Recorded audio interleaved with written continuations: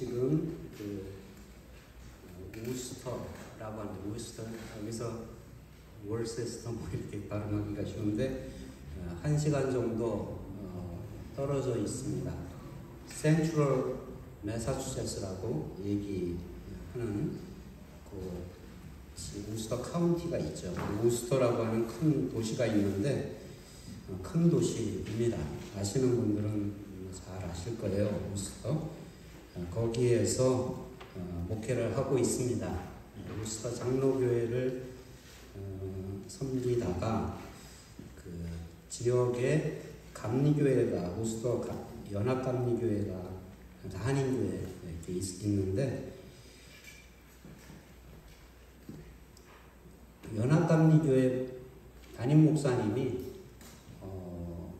다른 지역으로 발령받으셔서 가셨어요. 감리교회는 이제 그렇게 하시니까 그래서 갑자기 설교할 분이 없는 거예요, 그 교회에. 그래서 저한테까지 연락이 와서 설교해 주시면 어떻겠냐. 저희하고 예배 시간이 틀려요. 거기는 아침 10시 반이고 저희는 오후니까. 그래서 뭐 가능하겠다 해서 했는데 처음부터 그럼 같이 그냥 예배 드립시다. 그렇게 됐어요.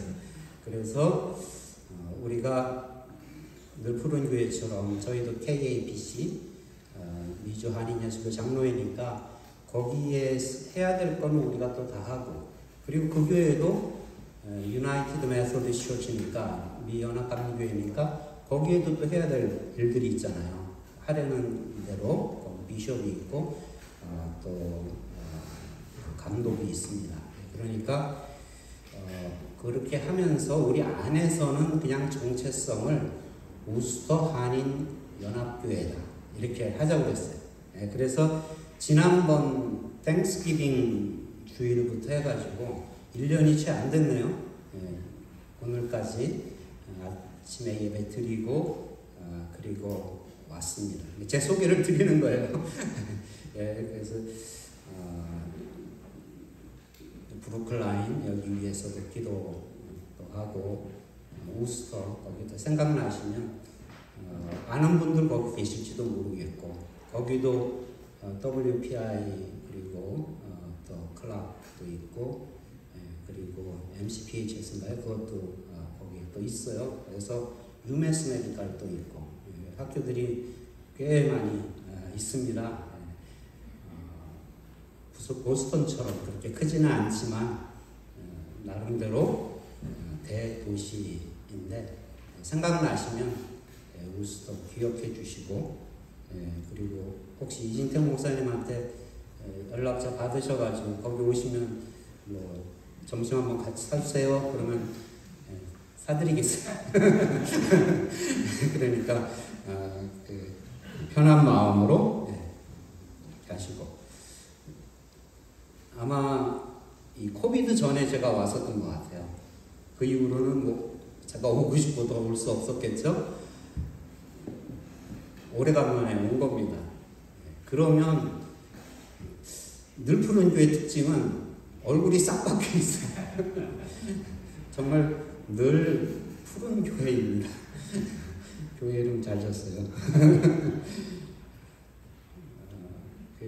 교회마다 이렇게 특징이 다 있고 그렇겠지만 그만큼 이제 거쳐하는 사람들도 많고 굉장히 전체 다 애덕하면 굉장히 숫자가 많은 거죠. 그래서 저도 한 사람입니다. 그러니까 형제로 대해주시고 같이 믿음의 한 식구다 생각해 주시면 그러면 저도 와가지고 더 좋을 것 같아요. 오늘 우리가 함께 읽은 사도행전 20장 7절에서 12절 말씀은요. 사실 뜬금없잖아요. 좀 이게 여러분들 뭐 사도행전을 아까 예레미야 아저씨 쭉 읽어나가면 그러면 맥락도 있고 그러니까 딱 한눈에 잘 들어올 텐데 저는 이제 지금 갑자기 와서 사도행전 20장을 보자고 그렇게 얘기하니까 그것도 한 장 전체가 아니고 7절에서 12절까지만 보자고 하니까 좀 맥락이 없죠. 예. 하지만 한번 같이 이 말씀을 생각해 보셨으면 좋겠는데요. 사도행전 그 전체에서도 어떻게 보면 오늘 말씀 그렇게 대단히 중요한 말씀은 아니겠다. 그렇게 싶어요. 한 번 와서 말씀 전하는데 정말 성령 강림하신 사도행전 2장 이런 거 하면 전체가 다 커버가 되니까 그런 말씀 전하면 사실 더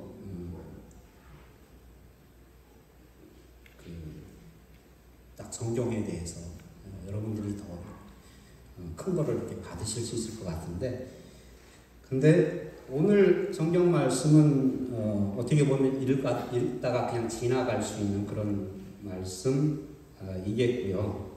그리고 여기에 이제 등장하는 드로아라고 하는 이 도시, 항구 도시거든요. 이 드로아에 대해서 여러분들 뭐 들어보지 않으셨잖아요. 별로 그렇게 들으신 일이 없고 유명하지도 않은 도시. 성경에 나오는 여러 사도 바울이 그런 도시에 있는 성도들한테 편지를 썼으니까, 예를 들어서 에베소 교회 그러면 에베소 같은 데는 소아시아 그 지역에 있는 사도 바울이 3년 4년 이상을 거기에 머물렀어요. 거기에서 정말 열심히 수고했거든요. 큰 일은 아니었어요. 그런 에베소에 대한 얘기도 아니고, 코린트라고 하는 이 그리스 쪽에 그런 도시다. 거기도 사도 바울이 거의 한 2년 동안 이렇게 머물면서 수많은 역사를 했고, 여러분들 잘 아는 불암성 그런 것도 있잖아요. 이게 드로아는 굉장히 어떻게 보면 노네임, 이름이 익숙지 않은, 추억하고 이렇게 관계는 좀 있다고 그래요. 그런 도시입니다. 근데 이건 이제 고대 이름이고요. 이 이름의 도시는 지금 구글맵에 조직하지 않습니다. 현재 지명은요, 베진의 달리안, 제가 발음이 정확한지 모르겠어요. 달리안이라고 하는 그런 지명이에요. 안 들어보셨죠? 저도 못 들어봤어요. 무명에 가까운 그러한 이름입니다. 여러분, 그런데요, 그렇게 유명하지 않아도 사도 바울이 거기서 오랫동안 큰 일을 하지 않았어도 우리가 우습게 여길 일은 결코 아니다 라고 하는 생각을 해봅니다. 이 트로아가 거쳐가는 곳이에요. 그래서 거기에서 유명한 일이 있었죠. 사도 바울이 이쪽 터키 지역 그쪽에서 계속 복음을 전하려고 하는데 성령이 그걸 막으시는 거예요. 하지 못하게. 그런데 드로아에 오게 되었을 때 꿈을 꾸죠. 환상을 보게 되죠. 그게 뭐냐면 마게도니아 사람이 서서 우리에게로 와서 도와달라, help us 라고 하는 그러한 그 환상을 거기서 봐요. 드로아에서. 그래가지고요 넘어가는 거예요. 마게도니아 넘어가고 그리고 그리스 쪽으로 이렇게 해가지고 2차 전도 여행 그렇게 했죠. 그래서 이제 이 트로아가 이름이 거기 이제 등장하고, 여기서 이제 오늘 등장하는 것은 다 3차 또 전도 여행을 이렇게 하면서 다 돌아봤어요. 그 유명한 지역 다 돌아보고, 그리고 예루살렘으로 가는 길이에요. 예루살렘에 가면 고난이 있을 거예요. 힘든 일들이 기다리고 있을 거래요. 잡힐 거래요. 수족이 다 묶이고 죽을지도 몰라요. 그게 이제 성령의 감동을 받은 형제 자매들이 열심히 막 바울한테 얘기해 준 내용이었어요. 근데 바울은 분명히 성령의 감동으로 그렇게 얘기해 주시는데 자기도 지금 성령의 매임을 받아서 예루살렘에 가는 거예요. 그러니까 알아요. 고난이 있고 가면 죽을 일이 있다 하는 거 너무 다 잘 알죠. 굉장히 잘 아는데 근데 성령께서는 또 감동을 주셔가지고 거기를 가라고 하시죠. 그러니까 예루살렘에 가는 얘기가 길어지지만 그 가는 그 길에 드로아를 또 들른 거예요. 그러니까 처음 불렀을 때하고는 상황이 많이 틀리죠. 우리 읽은 말씀 앞쪽에 보면 바울의 그 일행이 쭉 나오는데 처음에 갔을 때는 디모데 같이 갔었고 실라라고 하는 사람이 같이 갔었고요. 트로아에서 그 누가가 조인을 했어요. 그래서 그 조인된 다음부터 사도행전의 주어가 바뀌어요. 주어가 우리가 라고 그렇게 합니다. 왜냐하면 머리가 돌아가야 돼. 왜 바뀌었을까요? 누가가 이 사도행전을 썼잖아요. 그러니까 거기서부터 내가 거기 들어간다. 자기도 누가도 거기 포함돼 가지고 우리가 이렇게 갔습니다. 그랬어요. 근데 이거는 이제 지금 두 번째 여기 이제 트로아를 오게 된 건데 일행이 훨씬 더 많아졌죠. 많아져가지고 7일 동안 머물렀다고 그랬습니다. 트로아에 7일 동안 그 짧은 기간입니다. 참 늘 푸른 교회 지금 많이들 이렇게 모이시고 참 너무 보기에 좋습니다. 근데 제가 늘 푸른 교회에서 섬길 때에도 항상 했던 얘기가 있어요. 왔다가 이렇게 빨리 가니까 사람들이 이게 턴오버가 너무 빠르니까 사람들 제가 만날 때마다 한 주일을 계셔도 늘 푸른 교회 식구입니다. 제가 욕심이 있어서 그런 얘기 한 게 아니고요. 그런 마음을 가지고 한 주일을 참석하시면 좋겠습니다. 뭐 1년을 있든지 2년을 있든지 3년을 있든지 금방 가거든요. 왔다가 다 끝나고 간대요. 그러니까 이게 지금 벌써 가나? 그렇게 되어지는데 그 있는 기간이 정말 퀄리티 타임, 같이 함께 우리가 하나님 안에서 가족이잖아요. 한 식구잖아요. 같이 은혜 받았잖아요. 그러니까 짧게 있는다 할지라도 7일 이렇게 있는다 할지라도 lot of things can happen. 정말 놀라운 일들이 있을 수 있는 것이고요. 놀라운 일들이 없다 할지라도 그렇게 대단하지 않다 할지라도 하나님의 그 나라에서는 다 소중한 것 같아요. 많이 그렇게 여러분들 배우셨을 거예요. 그렇게 생각을 이 교회에서 많이들 하고 계실 거예요.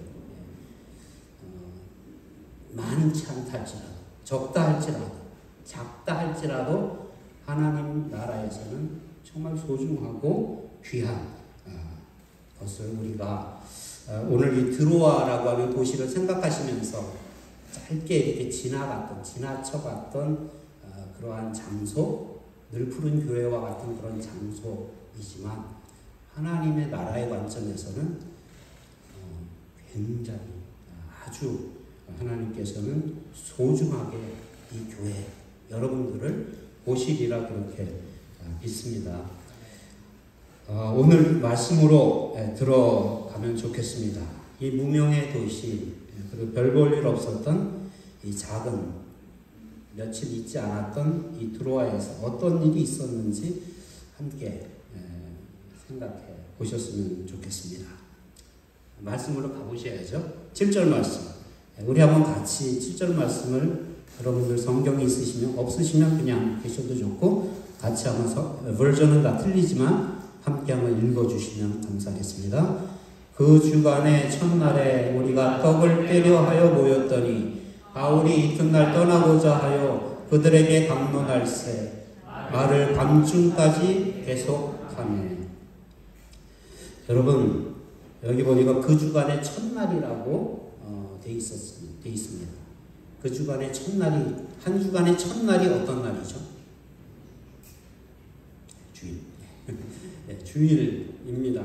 어떨 때는 월요일부터 일을 시작하니까 월요일이 한 주간의 첫날로 그렇게 생각을 할 때가 있어요. 예, 근데 분명히 달력에도 그렇고요. 한 주간의 첫날은 주일이죠. 썬데이. 우리 공식적인 용어로 주일이에요. 주일이 한 주간의 첫날입니다. 그게 이 성경에서 원래부터 그랬던 것은 성경에서 원래부터 그랬죠. 왜냐하면 하나님이 창세기에 보면 온 천지 만물을 다 6일 동안 창조하시고 7일째 쉬셨잖아요. 그래서 안식일이 된 거잖아요. 그러니까 안식일로 말미암아 한 주간이 끝나는 것이죠. 유대인들은 지금도 안식일에 그 금요일 해지는 때부터 해가지고 그 다음날 또 해지는 그때까지 안식일로 해가지고 토요일에 모이고 있습니다. 이 브루클라인에 여기 굉장히 컨서버티브한 그 주의시들이 많이 있잖아요. 왔다 갔다 하시면 보이죠. 근데 그분들이 토요일에 아침에 쭉 걸어가는 걸 볼 수 있어요. 회당으로 걸어가시는 것 여러분들 보셨을 것입니다. 지금도 그렇게 사바스 안식일을 지키고 있습니다. 근데 언제부턴가 하여튼 오늘 말씀에도 보니까 이 트로아에서 바울의 일행 그리고 또 함께하는 여기 트로아에 있는 얼마가 될지 모르는 하여튼 그 성도들이 7일 동안 하여튼 바울의 일행이 거기 있었고요. 이제 떠나기 전날이라고 해요. 마지막 날인 것입니다. 근데 그 날이 해픈투비 그 주간의 첫날이었습니다. 주일에 모인 것입니다. 그러니까 언제부턴가 주일 모임이 우리 크리스천들에게는 유대인 크리스천들도 주일에 이제 모임을 가지기 시작하게 된 것이 오늘 우리처럼 주일에 모이는 그러한 게 정착이 이제 된 것 같아요. 왜 주일이라고 그랬을까요? 로즈데이, 주님의 날. 예수님이 죽으시고 십자가에서 죽으시고 그 다음에 안식 후 그 첫날 그 미명에 부활하셨잖아요. 다시 사셨어요. 그래서 주님이 되셨어요. 우리의 주님. 우리가 주님이라고 고백합니다. 여러분들 다 아시는 그런 얘기지만 그래서 주일이라고 그렇게 부르는 것이 합당한 것 같아요. 이렇게 주일에 여기도 모였고 오늘 우리도 주일에 모였습니다. 주님의 날. 그러면 뭐하러 모였습니까? 주일에 우리가 뭐하러 모입니까? 답이 여기 있어요. 답이 성경에 있어요. 그 주간의 첫날에 우리가 누가를 포함해서 거기 모두 뭐하러 모였다고요? 떡을 때려 하여 모였더니 to break bread라고 그렇게 되어져 있습니다. 이게 주일 모임의 목적이었던 것 같아요. 떡을 때려고 모였어요. 다른 것도 많이 했어요. 먼저 바울이 강론을 했잖아요. 스피치. 장시간을 했어요. 7일 동안 짧게 있는 기간이니까 얼마나 귀해요. 그리고 7일 동안 말씀을 또 많이 전했겠지만 마지막 날도 이제 떠나기 전까지 하고 싶은 그 말씀이 너무 많은 거예요. 그러니까 밤중이 그러니까 미드나잇이라고 그렇게 되어 있습니다. 12시까지 밤 12시에까지 계속 말씀을 막 전하는 거예요. 그러니까 말씀이 우리는 생각할 때 설교가 제일 중요하다. 설교 듣기 위해서 교회 온다. 그렇게 생각하는 것도 어쩌면 그렇게 잘못 우리가 많이 생각한 것 같아요. 그런데 그때도 그랬으니까. 그리고서 11절 말씀에 가서 보면요, 이제 여기 이제 해프닝 앞으로 말씀드린 해프닝이 일어나고 떡을 떼어 먹었습니다. 다 같이 떡을 떼어 먹고 계속해서요 또 오랫동안 날이 셀 때까지라고 했어요. 이건 지금 은혜를 받아서 그런 거예요. 지금 날이 셀 때까지 이야기를 했다고 했어요. 강론을 하고 그 말씀을 서로 주고받고 이러면서 그 말씀이 굉장히 길잖아요. 여러분 생각해 보세요. 그 당시에 아무리 늦게 모였다 할지라도 12시까지 그리고 그 다음 날까지 그렇게 그 말씀이 제일 중요한 것 같은데 오늘 말씀은 주일에 우리가 떡을 때려 하여 모였더니 라고 그렇게 되어져 있는 거예요. 그래서 저는 그런 것 같습니다. 설교라든지 이 말씀 이렇게 전하고 이러는 거는 떡을 떼는 게 무언지를 부연 설명해 주는 거예요. 떡을 떼는 게 뭔지를 알아야 되잖아요. 그거를 풍성하게 많은 것으로 이제 말씀을 전하는 거죠. 그리고 떡을 떼는 것에 합당한 삶이 뭔지, 크리스천의 그 삶이 뭔지를 또 해줘야 될 게 굉장히 많잖아요. 그러니까 그런 것들을 막 이렇게 그 말씀을 전하는데 하이라이트는 떡을 떼는 거란 말이에요. To break bread. 이거 하기 위해서 모였다고 하는 말씀. 우리 교회는 한 달에 한 번 성찬식을 하는데요. 2달에 한 번 성찬식을 하는데요. 주일마다 모일 때 성찬식을 하면서 떡을 떼고 잔을 나누는 거 굉장히 좋은 일이에요. 그렇게 하면 정말 좋겠습니다. 그런데요, 사실 우리가 모일 때마다 떡을 떼고 있어요. 여러분 뭘 하든지 찬양을 하든지 말씀을 듣든지요, 어린아이들을 가르치든지 뭘 하든지 다 이 모든 것들이요 다 떡을 떼는 일이에요. 브레이킹 브레드 하는 그런 일이에요. 그걸 하기 위해서 저희가 모인 거예요. 그리고요 실제로 여러분 조금 이따 내려가면 밥 주잖아요. 친교 시간에 빵을 먹든지 뭐 밥을 먹든지 음식을 우리가 같이 함께 먹으면서 교회 공식 용어로 그걸 애찬이라고 그렇게 이렇게 친교 음식을 우리가 먹잖아요. 했던 게 그거예요. 떡을 떼어 먹었다라고 하는 게 음식을 같이 먹은 겁니다. 같이 식사를 한 겁니다. 그러니까 여러분 매주일 성찬식 하고 있죠. 밥 먹을 때마다 우리는 브레이킹 브레드 하고 있다. 그렇게 여러분들 생각하시면서 사랑의 친교 시간 성찬식이라고 생각을 하십시오. 떡을 떼기 위해서 예고는 우리도 모인 겁니다. 목적은 그거예요. 저와 여러분이 여기 온 목적은 제가 말씀을 전하는 그것도 있겠지만 떡을 떼기 위해서 온 겁니다.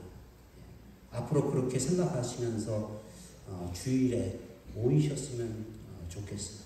예수님이 떡과 잔을 가지사 축복하시고 그리고 브레이크해서 나눠주셨다라고 그렇게 되어 있잖아요. 그럼 이것이 바로 크리스찬이 그 주일과 그리고 우리가 매일같이 하는 그런 일이고요. 예수님을 기억하는 것, 그리고 교회의 존재 이유라고까지 말할 수 있습니다.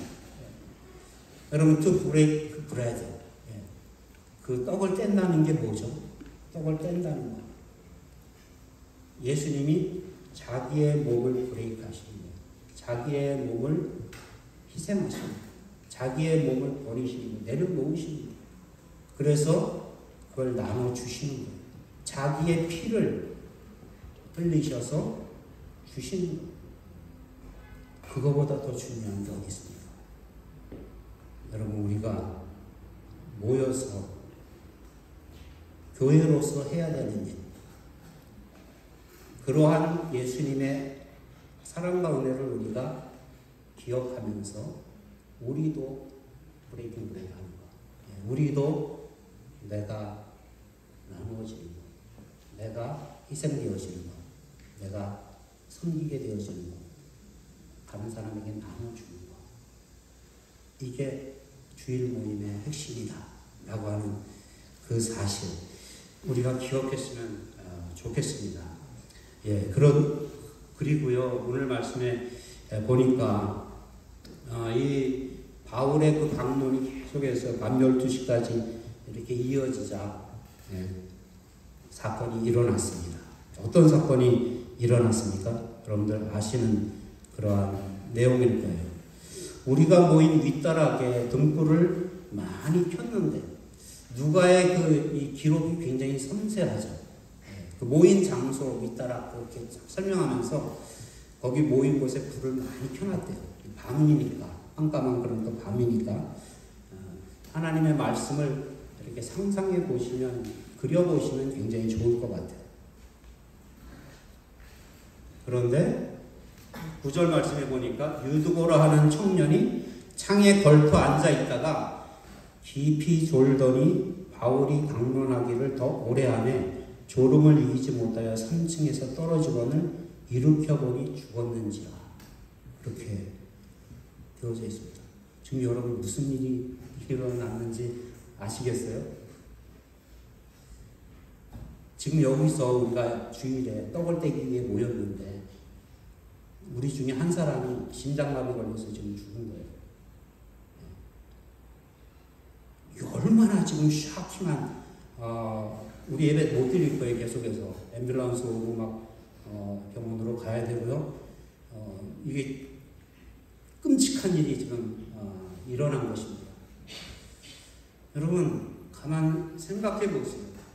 지금 유두보라고 하는 그 청년이라고 되어 있는데요. 유디커스 이 이름은 운이 좋다, fortunate 하다고 하는 그런 뜻을 가지고 있다고 합니다. 그리고 그 당시에 노예 이름으로 많이 썼대요. 청년이라고 되어 있는데 12절 말씀에 가서 보면 우리말 성경은 청년이라고 되어 있지만 거기에 파이다 이렇게 어린아이라고 보기는 되어져 있습니다. 사람들이 살아난 그 아이를 데리고 라고 해서. 그러니까 이 유두보라고 하는 아이는 어쩌면 노예 신분의 그러한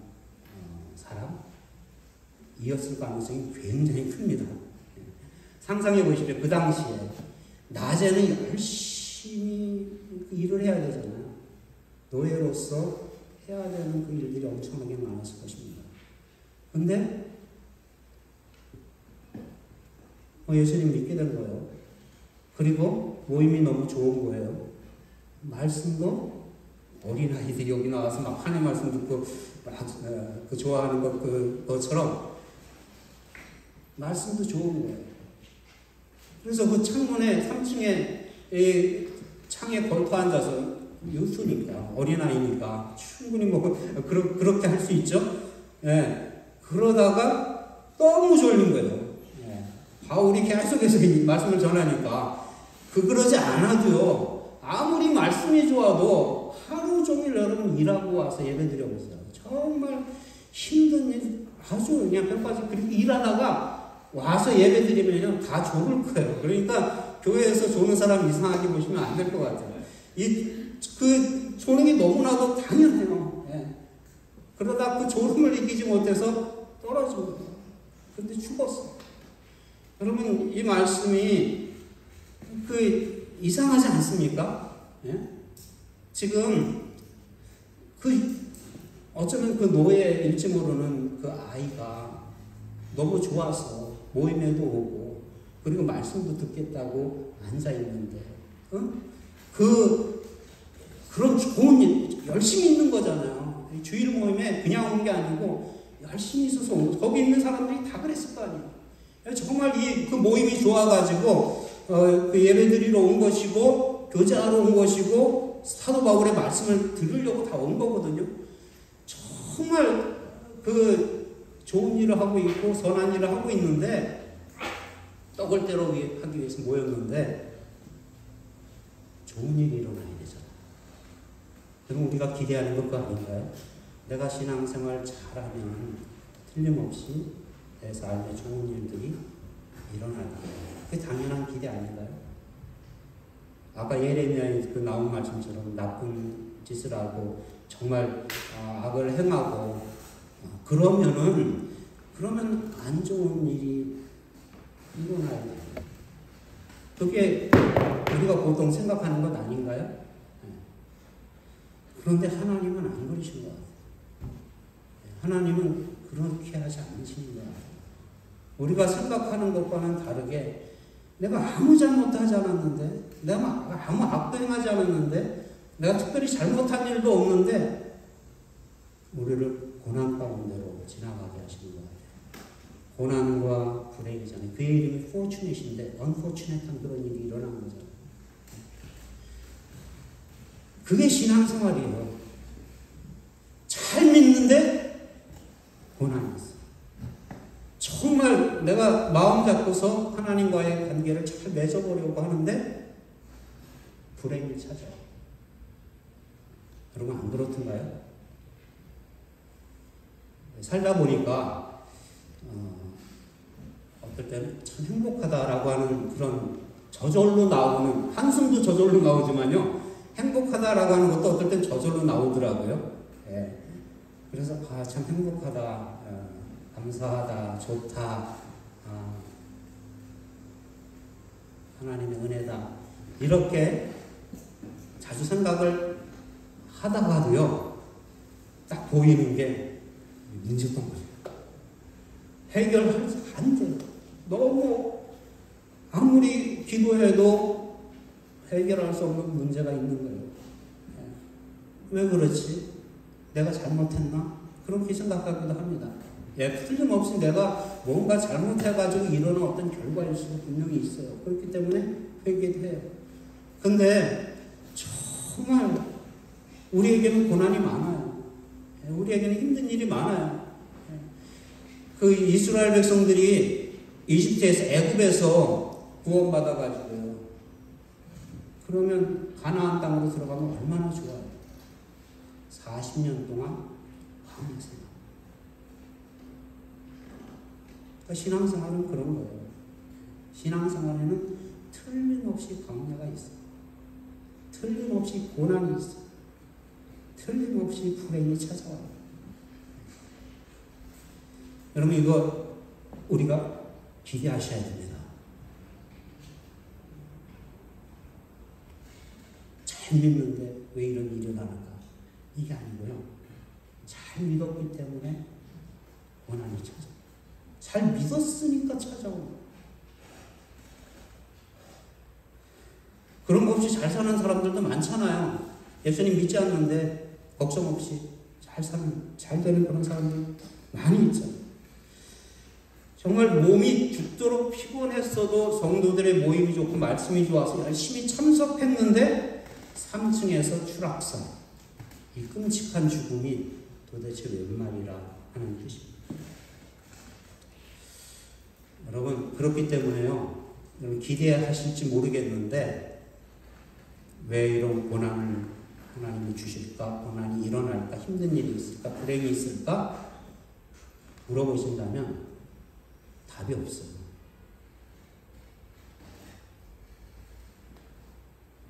답이 없어요. 노답이 정답입니다. 어떻게 답을 줄 수 있어요? 지금 한참 고난이 일어나고 있는데, 지금 여기 죽었는데 뭐라고 설명을 할 수 있어요? 하나님은 선하시다? 하나님 이걸 통해서 놀라운 일 하실 거다? 어떻게 지금 그 순간에 얘기할 수 있냔 말이에요. 지금 내가 하나님 자녀로서 힘든 일을 겪고 있는데, 해결할 수 없는 문제가 있는데, 그거에 답을 어떻게 여러분 말씀할 수 있겠어요? 없어요, 답이.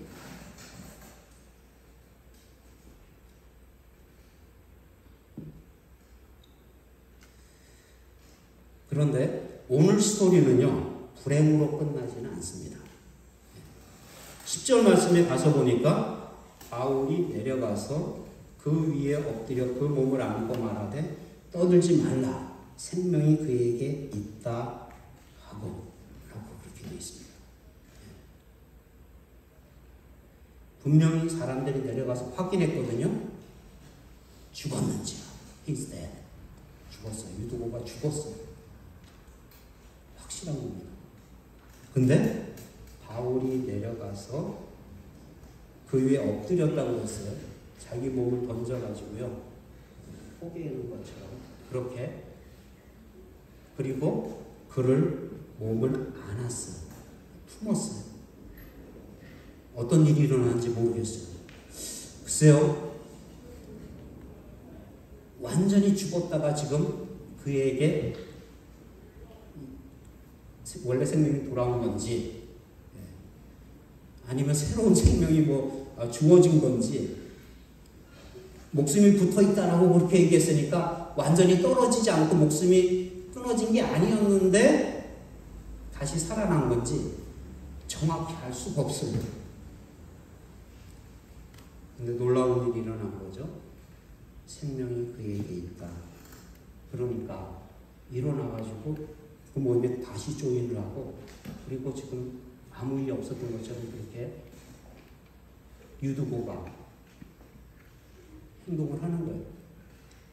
계속해서 모임이 이루어지는 거예요. 여러분, 이거 굉장히 놀라운 일 아닙니까? 엄청난 일 아닙니까?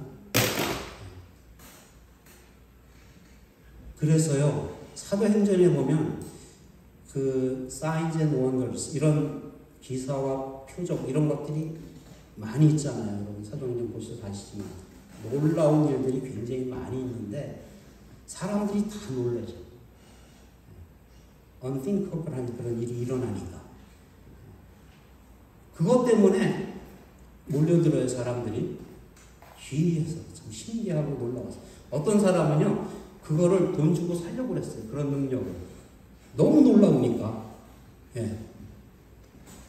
근데 사도행전을 쭉 읽다 보면 일관된 그런 내용이 있어요. 무엇인가 하면 이런 기적과 어떤 놀라운 이런 미러클이 일어났을 때 사람들의 반응은 놀라는데 정작 그들을 통해서 이런 놀라움이 일어난 제자들과 사도들은 덤덤한 것 같아요.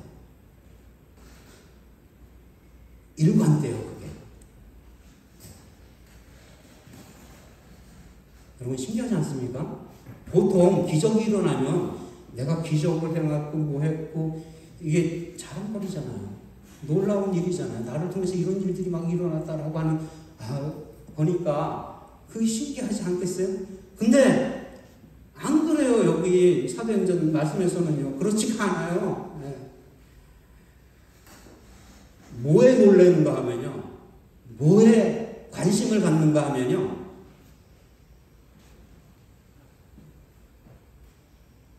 구원을 받고 걷기도 하고 뛰기도 하고 하나님을 찬양했다라고. 네. 그게 더 대단한 거예요. 그게 더 놀라운 거예요. 그게 더 귀한 거예요. 네. 기적. 그래서 표적이에요. 사인이에요. 사인은 사인포스트처럼 이걸 가리키는 거거든요. 무엇을 가리킵니까? 표적을. 하나님의 나라가 여기 임했다고 하는 걸 가리키는 것 아니겠어요? 사인은 사인일 뿐이에요. 기적은 기적일 뿐이에요.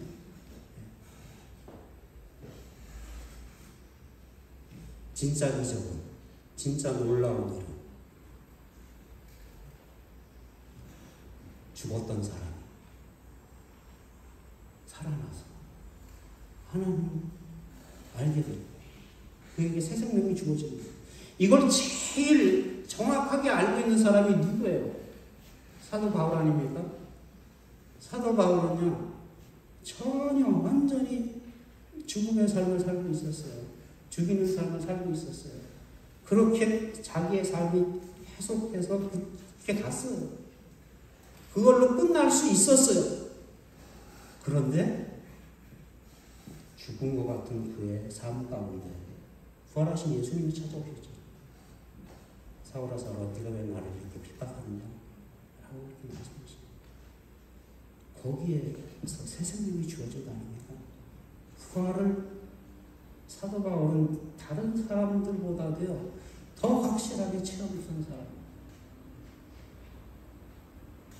죽었다고 사람들이 살아나는 일이 많이 있다고 없다고 하다 할지라도요 그게 놀라운 일이 아니고요 정말 없었던 것 같은 그러한 우리 안에 하나님의 그 생명이 생겼다고 하는 거예요. 그래서 주님을 프레이즈도 할 수 있고 하나님과 동행하는 그런 삶을 살 수 있게 되었다고 하는 거예요.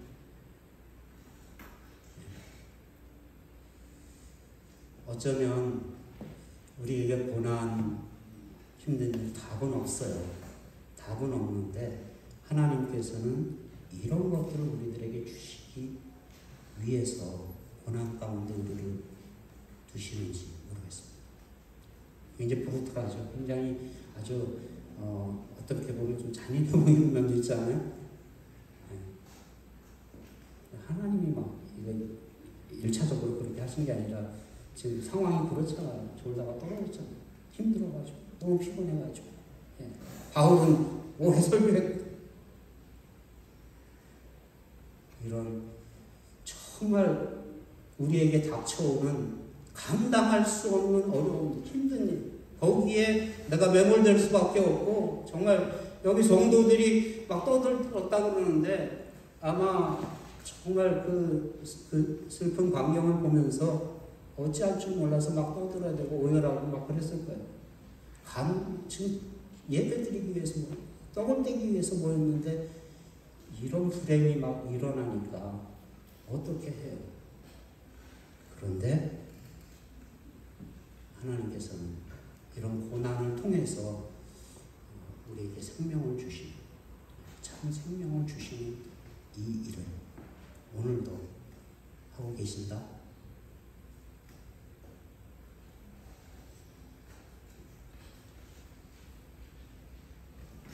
12절 말씀 마지막 포인트입니다. 끝나갑니다. 12절 말씀에 가서 보니까 사람들이 살아난 청년을 데리고 가서 적지 않게 위로를 받았더라 라고 그렇게 되어져 있습니다.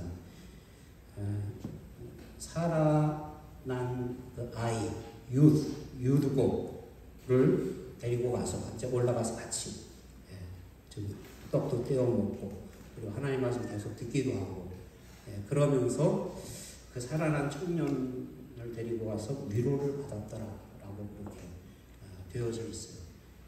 여러분 하나님은요 그러신 것 같아요. 이 기적, 놀라운 역사, 막 참 대단한 일. 근데 사실 그거는 잠깐이잖아요. 그 기억이 오래 갈 수는 있습니다. 여러분 한번 은혜 받은 거 잊을 수 없는 다시 돌아가서 다시 한번 내 신앙을 살릴 수 있는 어떤 그런 것이 돼요. 맞아요. 하지만 그것은 기억이잖아요. 유두고가 살아났는데 매일같이 기적을 보는 거 아니잖아요. 날마다 또 일어나고 또 일어나고 또 일어나고 그러는 거 아니잖아요. 유두고가 놀라운 기적을 겪었지만요. 그 다음날 다시 노예로 일해야 돼요. 여기 지금 많은 사람들이 거기 모였던 그 모든 바울은 지금 예루살렘 가서 고난의 길을 가는 거잖아요.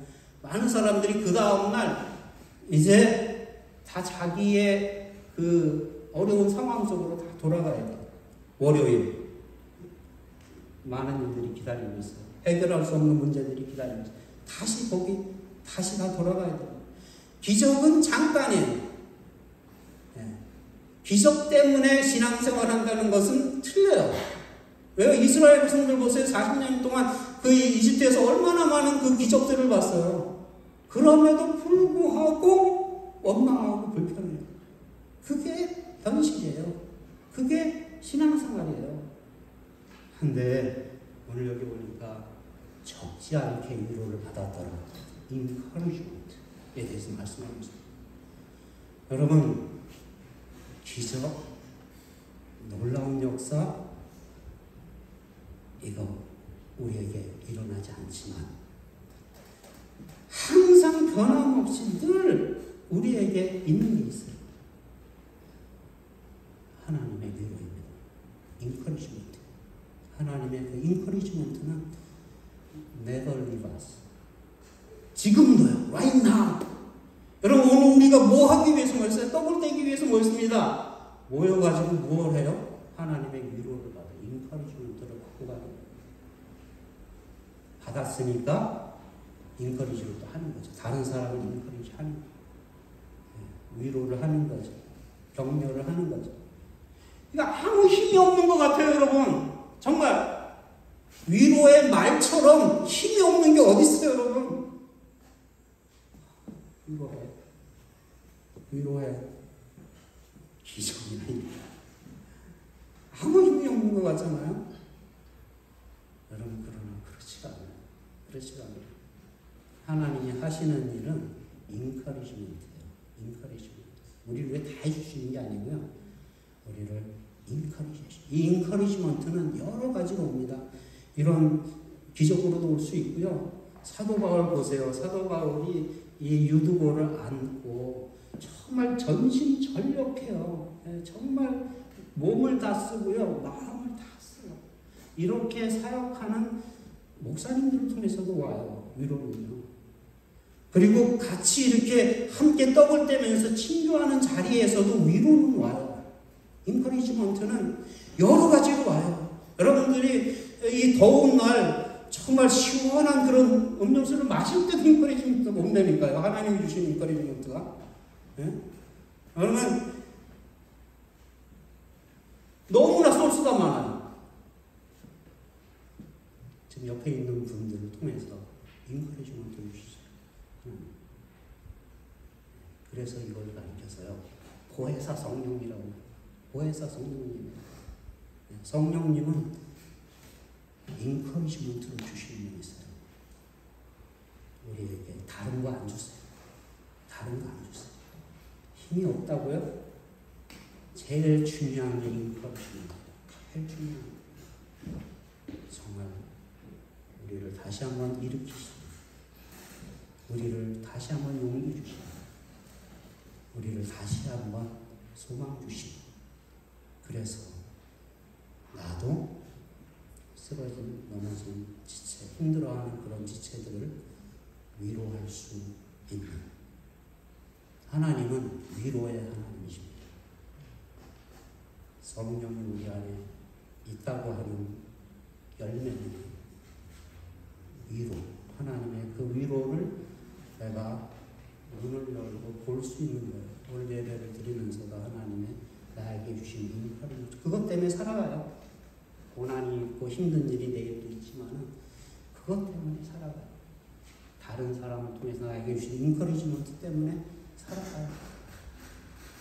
정말 별것 아닌 것 같은 그런 데서 인커리지먼트를 우리에게 하나님은 계속해서 한번 God is faithful. 하나님은 신실하신 분이세요. 절대로 이것은 떠나지 않으세요. 늘이에요. Every moment에요. Every second에요. God gives us encouragement. 네. 우리가 한 떡을 떼기 위해 오늘 이렇게 우리가 모였는데 떡을 떼는 그런 교회. 예수님처럼 예수님을 닮아가는 교회. 제가 또다시 언제 올지 모르겠습니다. 여러분들은 또 볼 수 있을지 아니면 또 싹 바뀌어 있을지 네, 그 모르겠습니다. 하지만은 만약 우리가 다시 볼 수 있다면 정말 작지만 예수님을 조금 더 닮아 있는 그러한 모습으로 우리가 서로 만날 수 있기를 주님의 이름으로 간절히 부탁도 드리고 소망도 해봅니다. 같이 기도하실까요? 네, 주님 참 우리에게는 하나님이 필요합니다. 하나님의 은혜가 필요합니다. 하나님의 은혜 없이는 우리가 주님의 뜻대로 정말 떡을 떼는 그 삶을 살 수가 없습니다. 주님 어떻게 해결할까요? 주님 해결이 안 됩니다. 주님 힘듭니다. 주여, 소망이 없습니다. 그만둘까요, 주님?